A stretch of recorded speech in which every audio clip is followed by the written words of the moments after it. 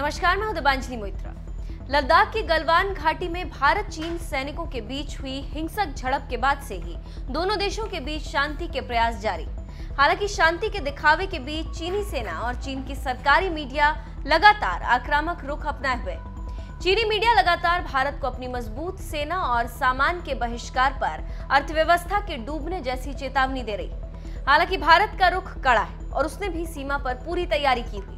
चीन का सरकारी भोपू ग्लोबल टाइम्स ने भारत के कई राज्यों में हो रहे टिड्डी अटैक के बहाने अब भारत को आंख दिखाने की कोशिश की। इसमें कहा गया है कि कोरोना संक्रमण के चलते पहले से खराब हालत में पहुंचे भारत की अर्थव्यवस्था अब टिड्डी अटैक के चलते और खराब हालत में जा सकती। ये स्पष्ट संकेत है कि फिलहाल भारत को चीन के साथ ट्रेड वॉर शुरू करनी नहीं चाहिए। इस लेख में कहा गया है कि भारत में ये फसल कटाई का सीजन है और टिड्डियों ने फसलों को भारी नुकसान पहुंचाया।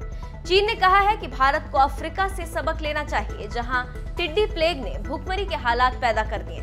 भारत को भी इस अटैक से काफी नुकसान होगा और ऐसे में उसे चीन से तनाव बढ़ाने के बारे में नहीं सोचना चाहिए। बता दें कि भारत में चीनी सामान, ऐप और अन्य टेक्नोलॉजी के बहिष्कार की मुहिम शुरू होने से चीन भी सहमा हुआ है।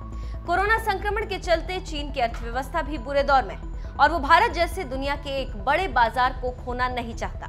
ऐसे में भारत से बातचीत जारी रखने के साथ साथ वो अपनी सरकारी मीडिया के जरिए लगातार प्रोपेगेंडा फैला रहा है कि चीनी सामान का बहिष्कार करने से भारत की अर्थव्यवस्था को ही झटका लगने वाला है। ग्लोबल टाइम्स ने लेख में यह भी कहा है कि टिड्डियों के अटैक के बाद भारत में खाद्यान्न संकट पैदा हो सकता है, इसीलिए उसे चीन के साथ ट्रेड वॉर में उलझकर वक्त नहीं बर्बाद करना चाहिए।